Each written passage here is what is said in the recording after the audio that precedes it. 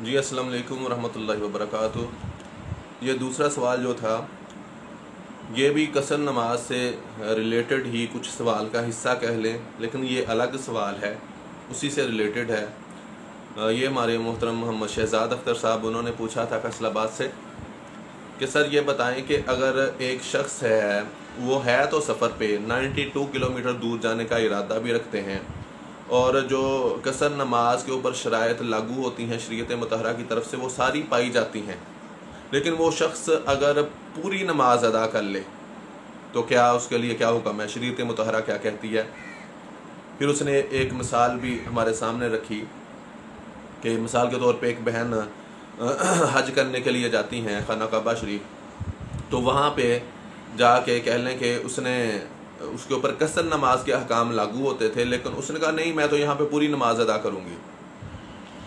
तो अब जब मुलाकात हुई उन दोनों की आपस में, जो इधर से हज करने वाला गया था और दूसरा जो मुसाफिर था, तो उसने कहा भी आपके लिए कसर नमाज का हुक्म है तो आप कसर ही अदा करें। उसने कहा नहीं जी, असल में बात ये देखें कि अल्लाह के नबी अलैहिस्सलाम का फरमान है कि जहाँ पे जो हरम काबा में नमाज अदा करेगा उसको 1 लाख नमाज का सवाब है, जो मस्जिद नबवी में अदा करेगा एक नमाज उसको 50,000 नमाजों का सवाब है। इसलिए मैं तो पूरी नमाजें अदा करूँगी ताकि मुझे इधर 1 लाख नमाज का सवाब मिले और उधर 50,000 नमाजों का सवाब मिले। तो यहाँ पे अर्ज़ करता चलूँ कि दीन हमारे अपने हाथों का बनाया हुआ नहीं है, बल्कि दीन शरीयत मुतहरा को मानने का, अल्लाह और उसके रसूल के आगे अपना सर तस्लीम खम कर देने का नाम है। अल्लाह और उसके रसूल की इताअत करने का नाम दीन है। अगर हम अल्लाह और उसके रसूल से आगे बढ़ गए तो फिर तो अल्लाह फरमाता है कि हमारे अमाल ज़ाया कर दिए जाएंगे, गारत कर दिए जाएंगे, हमें ख़बर तक ना होगी। तो जो शरीयत मुतहरा ने हुक्म दिया है उसमें हर चीज़ में हिकमत है। तो वो अगर बहन ने ऐसा किया तो उसने गुनाह कबीरा किया है, वो अल्लाह ताला के हुजूर तौबा करे, गुनाह कबीरा का इर्तिकाब किया है। मैं यहाँ पे रेफरेंस देता हूँ आपको सैयदना उमर फ़ारूक रज़ी अल्लाह ताला अन्हु से, कि आप फरमाते हैं कि एक दफ़ा अल्लाह के नबी अलैहिस्सलाम की पाक बारगाह में अर्ज़ किया कि या रसूल अल्लाह या हबीब अल्लाह, पहले जब कसर नमाज अदा करने की हिकमतें होती थीं के बाद दफ़ा ऐसा होता था कि सफ़र पे निकले हुए हैं या जंगों पे निकले हुए हैं तो कसर नमाज अदा कर ली जाती थी। दुश्मन का खौफ भी होता था, गालिब गमान होता था कि दुश्मन कहीं कोई हमला ना कर दे। तो या रसूल अल्लाह आजकल तो वो हालात नहीं रहे, आजकल तो हर तरफ से मुसलमानों का गलबा हो चुका है, तो या रसूल अल्लाह अब हमें पूरी नमाज अदा नहीं कर लेनी चाहिए। तो अल्लाह के रसूल सल्लल्लाहु अलैहि वसल्लम ने फरमाया, ए उमर देखो, ये कसर नमाज अदा करना अल्लाह ताला की तरफ से तुम्हारे लिए एक सदका है और तोहफ़ा है, और अल्लाह ताला की तरफ से दिए गए सदक़े और तोहफ़े को कबूल कर लो, ये तुम्हारे लिए बेहतर है अल्लाह और उसके रसूल की इताअत करते हुए। ये मुस्तफ़ा का फरमान था, जवाब था।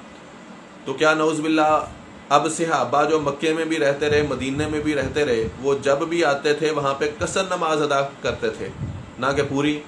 क्या अब हम सहाबा से भी आगे बढ़ गए नऊज़ बिल्लाह, या हमारी अकल, हमारा जहन जो है, क्या वो नऊज़ बिल्लाह हुज़ूर सल्लल्लाहु अलैहि वसल्लम की अकल से भी आगे बढ़ गया? तो उस बहन ने या किसी ने भी अगर ये अमल किया है कि वहाँ पे कसर नमाज पढ़ने की बजाय पूरी इस नीयत से की कि मुझे ज़्यादा सवाब मिलेगा, उसे ज़्यादा सवाब की बजाय ज़्यादा गुनाह मिलेगा। ये बात याद रखिए, क्योंकि कुछ उलमा कराम ने यहाँ तक भी लिखा है कि अगर आपको वहाँ नमाज पढ़ने का 1 लाख सवाब मिलता है तो वहाँ पे आप एक गुनाह करेंगे तो इस एक गुनाह का जो आपको कह लें कि गुनाह मिलेगा वो भी 1 लाख गुनाहों के बराबर मिलेगा। कुछ उलमा कराम ने ये भी तंबीह फरमाई है, याद रखें। तो इसलिए अपनी तरफ से दीन में इजाफा ना करें। जो अल्लाह और उसके रसूल ने नमाज कसर करके हमारे लिए तोहफ़ा दे दिया, सदका दे दिया, उसी में हिकमत है और उसी की हमें हर हाल में इताअत करनी चाहिए। और इसी तरीके हज़रत अब्दुल्लाह इब्न मसूद के लिए भी आता है कि वो सफ़र के दौरान बाहर चले गए। अब जिस इलाके में वो गए वहाँ पे बर्फ़बारी शुरू हो गई। जब बर्फ़बारी होना शुरू हो गई तो वहाँ पे आपको 6 माह लग गए। तो आपने 6 माह के दौरान वहाँ पे कसर नमाज ही अदा की, क्योंकि जब आप जाते हैं किसी इलाके से बाहर और आपका 15 दिन से कम रहने का वहाँ पे इरादा होता है तो आप कसर नमाज ही अदा करेंगे। लेकिन अगर आपने कह लें कि 15 दिन की नीयत की है या ज़्यादा की है तो फिर आप वहाँ पे भी पूरी नमाज अदा करेंगे। लेकिन अगर आप इस तजब्सुब का शिकार थे कि पता नहीं 2 दिन लगेंगे, 4 दिन लगेंगे, 10 दिन लगेंगे या 14 दिन लगेंगे, इसी शशो पंज में हैं, तो फिर आपको वहाँ पे 10 साल क्यों ना लग जाए, पूरी ज़िंदगी क्यों ना लग जाए, तो आप वहाँ पे कसर नमाज ही अदा करेंगे। उम्मीद करता हूँ कि अल्लाह पाक हम सबको इस मसले के समझने की तौफीक अता फरमाए। और ख़ुलासा कलाम यही है कि कसर नमाज को कसर ही अदा करें, बाकी नवाफल सुन्नत जो है उसको आप पूरा अदा करें, अपनी तरफ से इजाफा मत करें, वरना ये गुनाह कबीरा का इर्तकाब होगा और अल्लाह पाक हमें इससे तौबा करने की तौफीक अता फरमाए अगर किसी ने ये अमल किया है। अल्लाह पाक मसले को समझने की तौफीक अता फरमाए। आमीन सुम्मा आमीन।